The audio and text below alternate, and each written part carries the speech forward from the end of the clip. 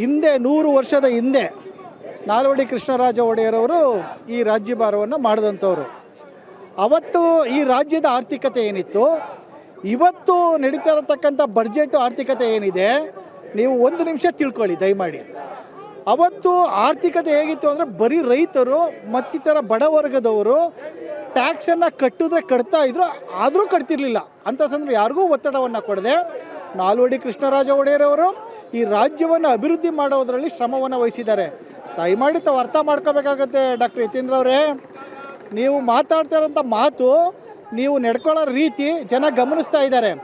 ಇವತ್ತು ಮಹಾರಾಜರ ಬಗ್ಗೆ ನೀವು ಹೇಳ್ತೀರಾ ಇಷ್ಟು ಕೊಟ್ಟಿದ್ದಾರೆ ಅಂತ ಹೇಳಿ, ಇವತ್ತು ಈ ಕಾಂಗ್ರೆಸ್ ಸರ್ಕಾರ ಯಾವ ದರವನ್ನು ಕಮ್ಮಿ ಮಾಡಿರ ಹೇಳಿ ಸ್ವಾಮಿ? ಪೆಟ್ರೋಲಿಂದ ಹಿಡಿದು ಹಾಲು, ರಿಜಿಸ್ಟ್ರ್ ಆಫೀಸ್ ಇರ್ಬೋದು, ಬಸ್ ಇರ್ಬೋದು, ವಾಟ್ರ್ ಇರ್ಬೋದು, ಎಲ್ಲವನ್ನೂ ಸಹ ದರವನ್ನು ಏರಿಕೆ ಮಾಡಿ ಎಷ್ಟು ಸಾವಿರ ಕೋಟಿ ಸಾಲವನ್ನು ನೀವು ಮಾಡಿ ಇವತ್ತು ಅಭಿವೃದ್ಧಿ ಮಾಡ್ತಾಯಿದ್ದೀನಿ ಅಂತ ಹೇಳ್ತೀರಲ್ಲ, ನೀವು ದಯಮಾಡಿ ಯೋಚನೆ ಮಾಡಿ.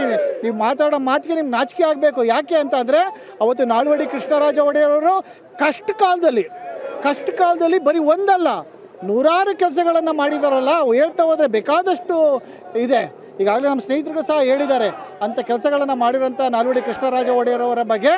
ಅವ್ರಿಗಿಂತ ನಮ್ಮ ತಂದೆಯವ್ರು ಮಾಡಿದ್ದಾರೆ ಅನ್ನೋದು, ನಿಮ್ಮ ತಂದೆಯವ್ರ ಬಗ್ಗೆ ಪ್ರೀತಿ ಇದ್ದರೆ ಮನೆಗೆ ಹೋಗಿ ಪ್ರೀತಿ ಮಾಡಿ ತಂದೆಗೆ ಅಭಿಮಾನ ತೋರಿಸಿ ವಿಶ್ವಾಸವಾಗಿ ನಮ್ದು ಏನೋ